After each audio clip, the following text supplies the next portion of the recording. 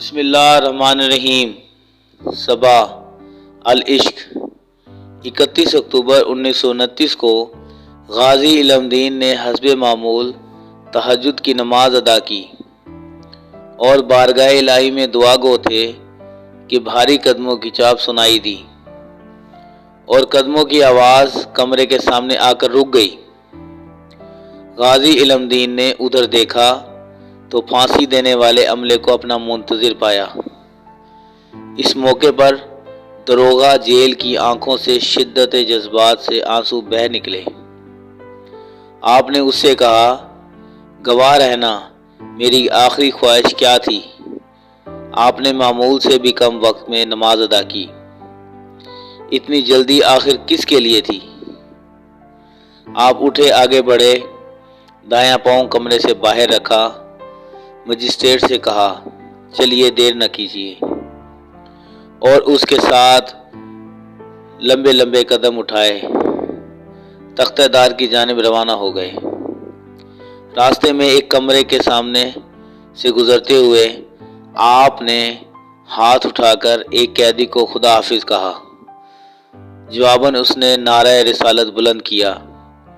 तब जेल हुकाम और मजिस्ट्रेट को मालूम हुआ जेल के सभी कैदी इल्मदीन को मुबारकबाद देने के लिए सारी रात से जाग रहे हैं।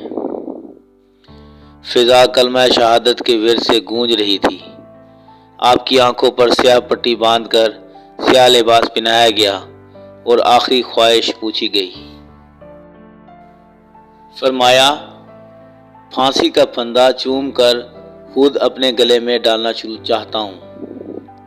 आपने इर्द गिर्द के लोगों को मुखातिब करते हुए फरमाया कि तुम सब गवाह है वो।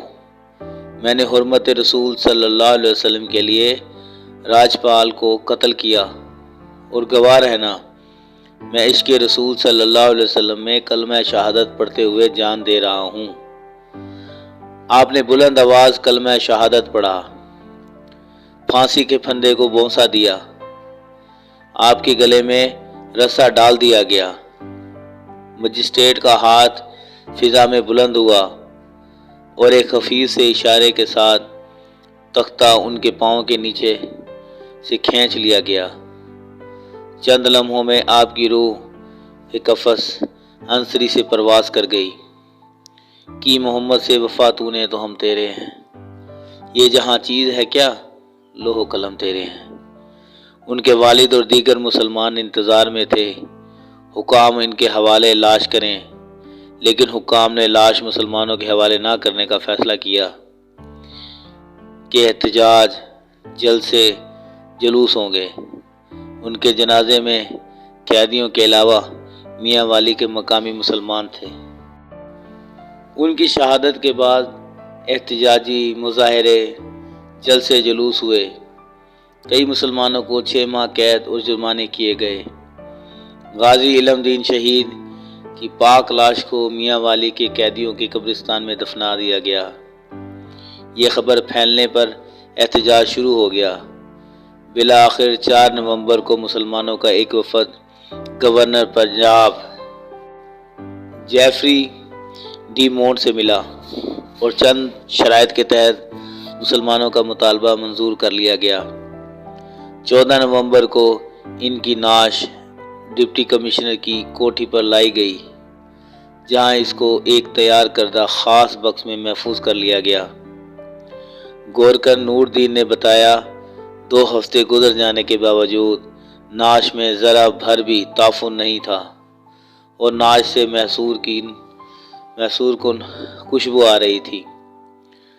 उनकी नाश को स्पेशल गाड़ी में लाहौर लाया गया और मियानी साहिब की कब्रिस्तान में दफन कर दिया गया। उनका जनाजा दोबारा पढ़ा गया। कहते हैं उनके जनाजे में मुसलमानों का ठाठे मारता समंदर था, जिसकी अंग्रेज़ इंतज़ामिया के मुताबिक तादाद कम बेश 6 लाख थी। आपकी नमाज जनाजा 4 दफ़ा पढ़ाई गई। पहली दफ़ा मौलाना शमसुद्दीन खतीब जामे मस्जिद वज़ीराबाद, दूसरी दफ़ा सैयद दीदार अली शाह, तीसरी दफ़ा सैयद अहमद शाह और चौथी दफ़ा पीर सैयद जमात अली शाह अमीर मिल्लत ने पढ़ाई। इस मौका पर उन्होंने अपनी दाढ़ी मुबारक पकड़कर रोते हुए कहा, तू सैयदजादा है और तेरे हज़ारों मुरीद हैं, लेकिन एक तरखान का बेटा बाजी ले गया। बाद अज़ां उन्होंने मज़ार शरीफ की तामीर करवाई। जनाजे का जुलूस 5.5 मील लंबा था। मैयत को मौलाना सैयद दीदार अली शाह और अलामा मोहम्मद इकबाल ने अपने हाथों से लहद में उतारा। इस मौके पर अलामा इकबाल ने पंजाबी में कहा, असी ते गल्लां करदे रह गए ते तरखान दा मुंडा बाजी लै गया।